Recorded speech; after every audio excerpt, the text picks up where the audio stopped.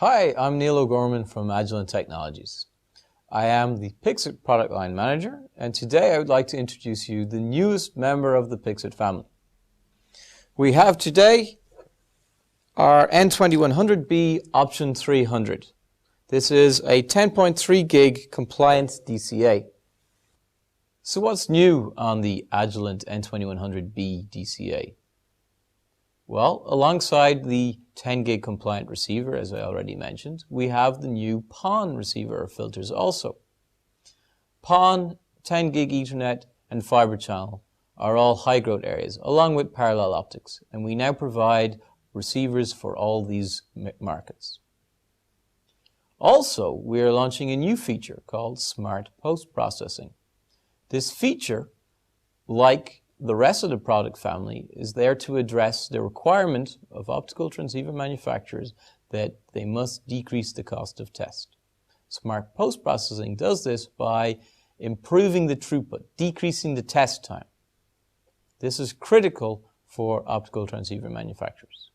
The following are the highlights of the N2100B DCA. It reduces manufacturing test time. It has a lower cost relative to alternate solutions. This lower cost comes mainly through the mainframe. It has a smaller footprint and is modular.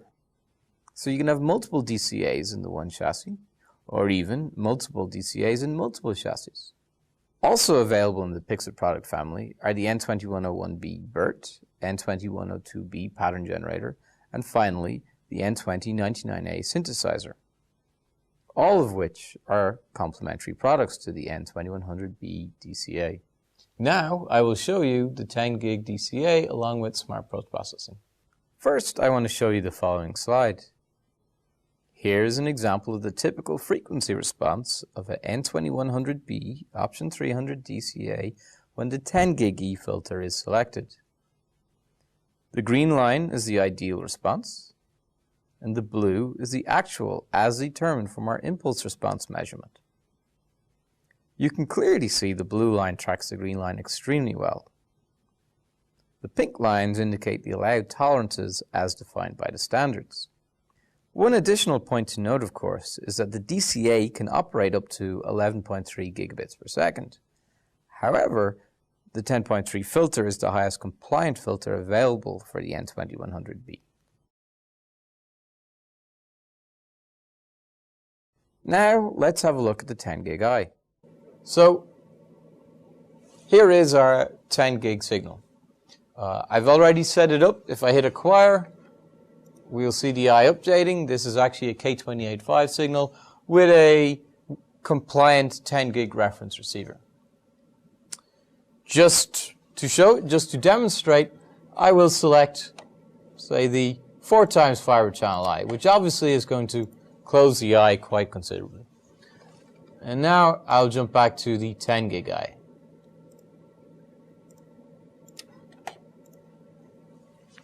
So there you are, pretty straightforward to demonstrate the new 10 gig compliant DCA. So the PXIT DCA samples at 160 megasamples a second. Typical sampling scopes have been in the order of 40 kilohertz. So we acquire the data quite a lot faster. In fact, within 6 milliseconds, we acquire 1 million data points. Now, for the PXIT DCA, it's the processing that is a little bit slower because we acquire so fast. So how can we, Agilent, provide more benefits to the customer? Well, one solution is Smart Post-Processing. The concept is, let's acquire the data now and process it later during maybe some dead time. Maybe within the production line there's a time where the DCA isn't being used. Perhaps, for example, when the optical transceiver is being warmed up. So, this tool is going to demonstrate how we can acquire the data, acquire another set of data, acquire even a third set or even a fourth set of data, and then process each one.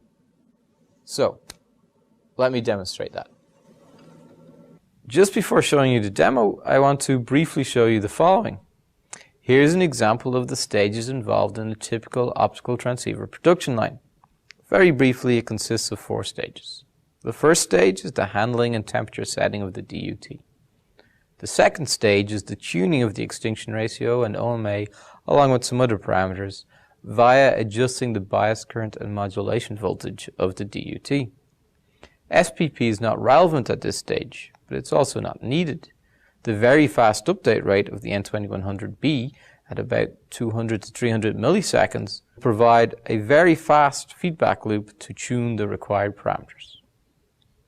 The third stage is the jitter measurement and mask test. This stage is not a feedback stage and typically will use a large number of waveforms for the mask test, maybe 200 or even 500 waveforms. It is this stage that SPP is intended to help decrease the test times. Here is where the acquiring of the data will occur, but not the processing of it.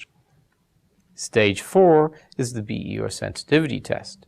At this stage, if performed sequentially after stage 3, the SPP's processing of the data can occur. Or the processing can occur during the handling and temperature setting of the next DUT.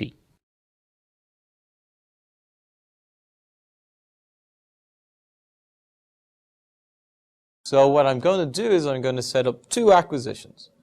One, say 100 waveforms with a 10 gig optical PAT. The second, only 16 waveforms and say the 4 gig optical PAT. That way I'm clearly demonstrating to you the two different acquisitions. We know already how different they look. So this is just proving the concept that we're able to store data, in fact multiple sets of data, and then process it later. So let me go to settings 1. Let me select the number of waveforms or blocks to be 100, and let me select a 10 gig PAT. So for settings 2, I want to select a different PAT. I'm going to select the 4 gig PAT, and I'm going to set the number of blocks to just 16. Okay, let me hit return. Now let's do acquire to memory. So at this stage it's now acquired from settings 1 and the test from settings 2, and it took 1.08 seconds. Now I can load that data. I can either load it with acquire with mask or just a normal acquire. Let's do it with the mask. So I select memory 1. Memory 1 of course was the 100 waveforms. It takes 2 seconds and it's the 10 gig I that we see. Let's now select memory 2 and I will do it with the normal acquire method. So we can clearly see here that that's the 4 gig I. Let me select memory 2 with the mask. Okay, and again we can clearly see it is the 4 gig PAT. If I click on measure, I can actually measure the EOR or the OMA. Let's have a look at test 1. So let's load the data again. There's memory 1. It's going to take a little bit longer as it's 100 waveforms. And let's measure the extinction ratio here. We get 4.5 dB. Obviously the eye is more open on the 10 gig PAT than it is on the 4 gig PAT. In this example, there was not a huge time saving. A 2.5 second test time impact has become 1 second. However, for 1000 blocks or waveforms, stage 3 can actually take up to 30 seconds. But with SPP, the impact to test time becomes just 3 seconds, which is effectively a 10 times improvement in test time. This, of course, does assume that the processing of 27 seconds can occur somewhere else on the production line.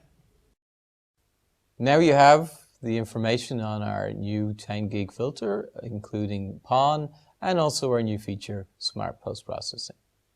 If you would like more information, please go to the following link. Thank you very much for your time.